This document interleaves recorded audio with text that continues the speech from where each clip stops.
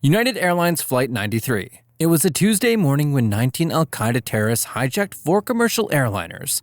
Imagine the sheer horror as these planes, loaded with fuel for long-haul flights, were turned into weapons. The first strike happened at 8:46 a.m., when American Airlines Flight 11 slammed into the North Tower of the World Trade Center. Confusion and disbelief gripped the city. Was it an accident? Then, just 7 minutes later at 9:03 a.m., United Airlines Flight 175 hit the South Tower. It was no accident. America was under attack. The iconic Twin Towers, symbols of American power and prosperity, were now engulfed in flames. The chaos intensified as American Airlines Flight 77 crashed into the Pentagon at 9:37 a.m., leaving a gaping hole in the very heart of U.S. military might. The fourth plane, United Airlines Flight 93, took a different turn. Believed to be heading toward either the U.S. Capitol or the White House, it never reached its target. The passengers, alerted to the unfolding horror, fought back. Their courage led the plane to crash in a field near Shanksville, Pennsylvania at 10:03 a.m. The numbers are staggering. Nearly 3,000 people lost their lives that day. The economic cost, at least $10 billion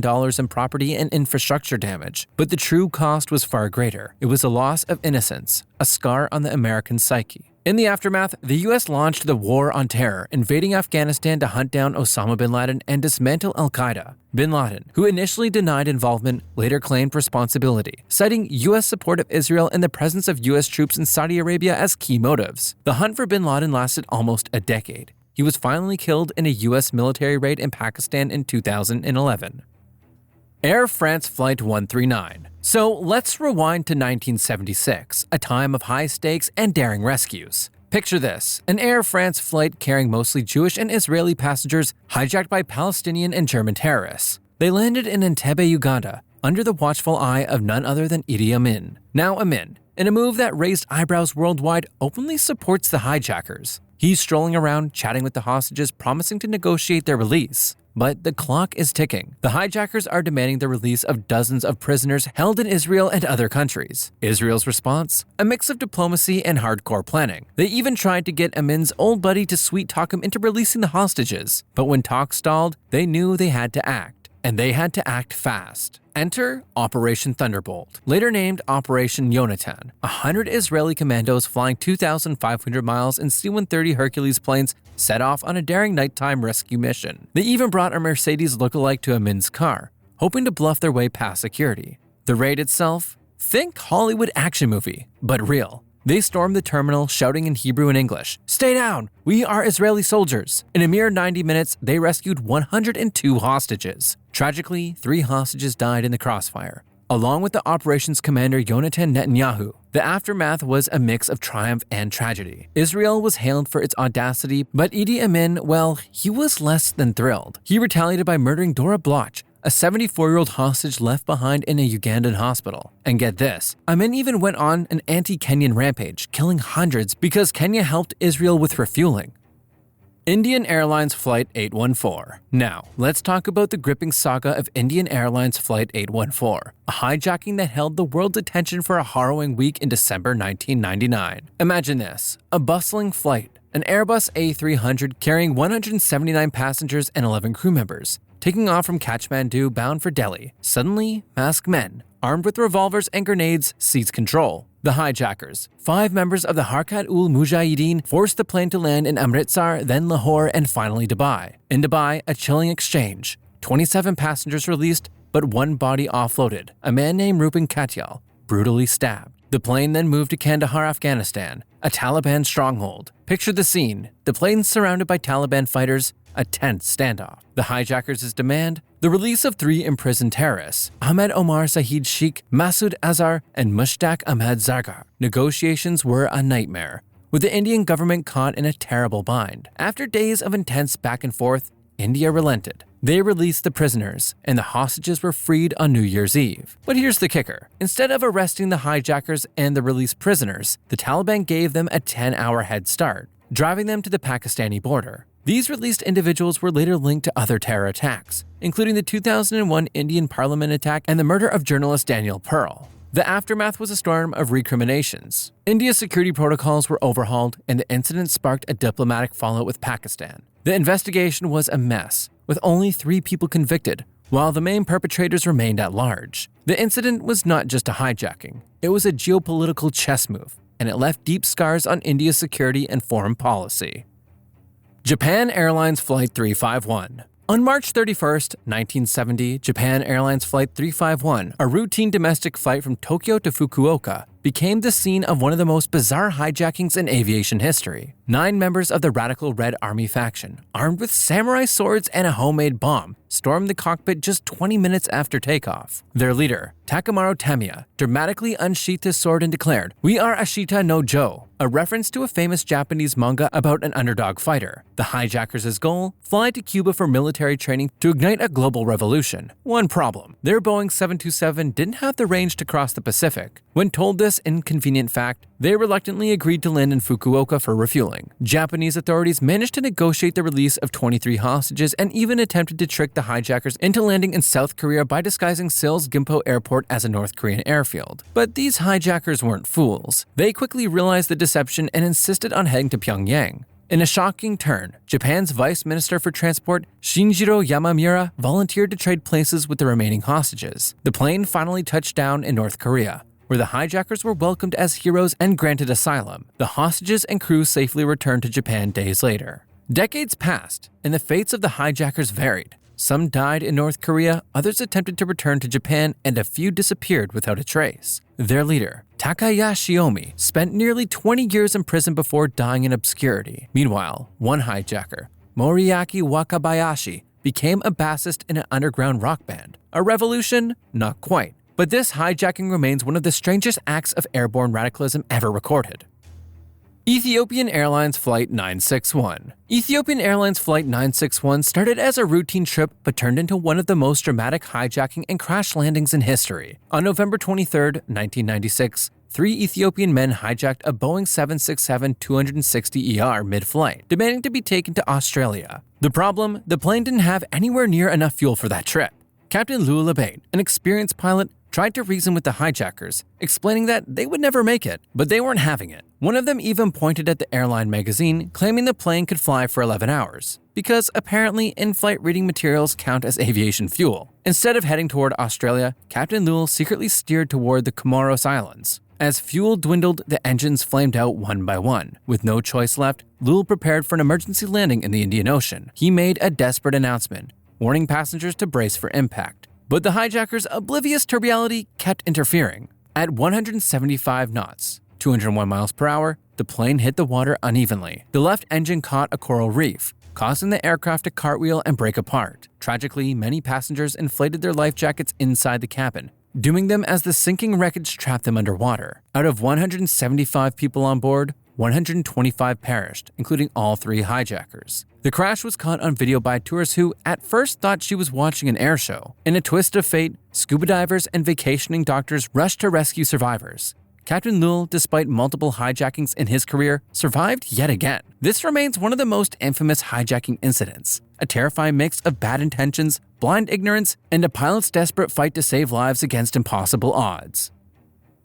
Pan Am Flight 73. Let's dissect the chilling tale of Pan Am Flight 73, a hijacking that unfolded on September 5, 1986 at Karachi's Jinnah International Airport. Imagine a Boeing 747, Clipper Empress of the Seas, carrying 360 passengers, just landed from Mumbai. Suddenly, 4 heavily armed terrorists disguised as airport security stormed the aircraft. Their objective? To force the plane to fly to Cyprus and Israel to pick up Palestinian prisoners. The situation escalated rapidly. The hijackers, member of the Abu Nidal organization, realized the cockpit crew had escaped, grounding the plane. A tense standoff ensued. The lead hijacker Safrini demanded a new flight crew. When his demands weren't met, he executed Rajesh Kumar, an American citizen, in front of horrified passengers. The hijackers then ordered flight attendants to collect passports, presumably to identify and target American citizens. But the brave crew, especially Nija Banat, hid some passports and dumped others down a rubbish chute, thwarting the hijackers' plans. As night fell, the auxiliary power unit failed, plunging the plane into darkness. Then chaos erupted. The hijackers opened fire, throwing grenades. In the ensuing mayhem, passengers desperately tried to escape. Banat, along with the crew members, heroically assisted passengers before she was tragically killed. The Pakistani Special Service Group stormed the plane, but by then, the damage was done. 21 passengers lost their lives and 120 were injured. The hijackers were eventually captured, tried, and sentenced to death, though their sentences were later commuted to life imprisonment. The aftermath revealed alleged Libyan involvement, sparking legal battles and demands for compensation. The FBI later offered a $5 million reward for information leading to the capture of the remaining hijackers. This incident was a stark reminder of the vulnerability of air travel and the devastating impact of terrorism. TWA Flight 847, June 14, 1985. A Trans-World Airlines Boeing 727 Flight 847 departs Athens for Rome. Just minutes into the flight, chaos erupts. Two Lebanese hijackers armed with grenades and a pistol storm the cockpit, savagely beating the crew. The demands? The release of 700 Shia prisoners held by Israel. The nightmare has begun. The plane is forced to Beirut, Lebanon, where 19 passengers are released in exchange for fuel. But Beirut is a war zone. The hijackers take off again, this time heading for Algiers. There, they issue new demands. The release of the Kuwait 17 terrorists jailed for attacking the U.S. Embassy in Kuwait. After 5 hours, the plane returns to Beirut. That's when things turn brutal. U.S. Navy diver Robert Stetham is singled out. He is beaten relentlessly before being shot in the head. His lifeless body is dumped onto the tarmac. The hijackers, now joined by more militants, systematically separate passengers with Jewish-sounding names, dragging them off to hidden prisons in Beirut. The rest endure terror at 30,000 feet. For 17 agonizing days, the aircraft zigzags between Algiers and Beirut. Hostages are bound, assaulted, and threatened. Lebanon's Hezbollah denies involvement, but Western intelligence points to them. Meanwhile, tense negotiations unfold behind the scenes. President Ronald Reagan's administration pushes for a resolution. By June 30th, a deal is struck. 40 hostages are freed, while Israel quietly releases over 700 prisoners. The hijackers vanish into the lawless streets of Beirut. Justice is slow. One hijacker, Mohammed Ali Hamadi, is eventually captured in Germany but later traded in a prisoner swap. The FBI places others on its most wanted list, offering $5 million bounties. TWA Flight 847's tragic journey remains one of the most harrowing airline hijackings in history, a grim reminder of the brutal politics of the 1980s. Lufthansa Flight 181. Let's dissect the harrowing tale of Lufthansa Flight 181, a hijacking that unfolded during the turbulent German autumn of 1977. Picture this. A Boeing 737, the Landsat carrying 87 passengers and 5 crew en route from Palma de Mallorca to Frankfurt. Suddenly, 4 militants from the popular Front for the Liberation of Palestine seize control, demanding the release of imprisoned Red Army faction leaders. The hijackers, calling themselves Commando Mardir Halima, rerouted the plane across a torturous 5-day journey, landing in Rome, Larnaca, Bahrain, Dubai, Aden, and finally Mogadishu. Their demands? The release of 11 Red Army faction members held in West German prisons and 2 Palestinians detained in Turkey. The ordeal was brutal. Captain Jürgen Schumann, after inspecting the plane's condition in Aden, was murdered by the lead hijacker Mahmoud in front of horrified passengers. The hijackers terrorized the hostages, subjecting them to psychological torture and threats. They even sifted through passengers' belongings, hunting for Jewish identities. In Dubai, West German officials, including Ulrich Wegner, commander of the GSG-9 counterterrorism unit, arrived to negotiate. The situation reached a critical point in Mogadishu, where the GSG-9, with the support from Somali forces, launched a daring rescue operation codenamed Foyat Sauber, Magic Fire. Under the cover of darkness, the GSG-9 stormed the aircraft. 3 hijackers were killed and 1 was captured, freeing all 87 passengers and 4 crew members. This operation was a pivotal moment in counterterrorism history, showcasing the precision and effectiveness of the GSG-9. EgyptAir Flight 648. On November 23, 1985, it was supposed to be a routine flight from Athens to Cairo. EgyptAir Flight 648 took off with 92 passengers and 6 crew members. But just 10 minutes in, everything changed. 3 armed men from the Abu Nidal organization stormed the cabin. Their goal? To separate Israeli and American passengers from the rest. But what they didn't count on was an Egyptian security officer on board. He pulled out his weapon, killing one hijacker before being gunned down himself. Bullets ripped through the cabin, puncturing the fuselage, causing rapid decompression. The pilots had no choice. An emergency landing was necessary. Instead of Libya, where the hijackers wanted to go, the plane touched down in Malta. That's when the real nightmare began. Lead hijacker Ali Razak demanded fuel. If denied, he would execute a hostage every 15 minutes. The Maltese government hesitated, trying to negotiate. Razak didn't wait. He killed 2 Israelis and 3 Americans before anyone could act. As diplomatic channels scrambled, Egypt sent in a military commando unit trained by US forces. But what was supposed to be a surgical rescue turned into disaster. The Egyptian task force used excessive explosives to breach the aircraft, igniting a fire that tore through the cabin. Gunfire erupted, passengers and crew were hit, and the mastermind, Ali Razak, he faked being a hostage, was taken to the hospital and slipped through the chaos alive. He was initially sentenced to 25 years, but walked free after just 7. That didn't last. The US later captured him, and today, he's serving a life sentence. But the scars of Flight 648 remain, a tragic lesson in failed negotiations and catastrophic rescue attempts.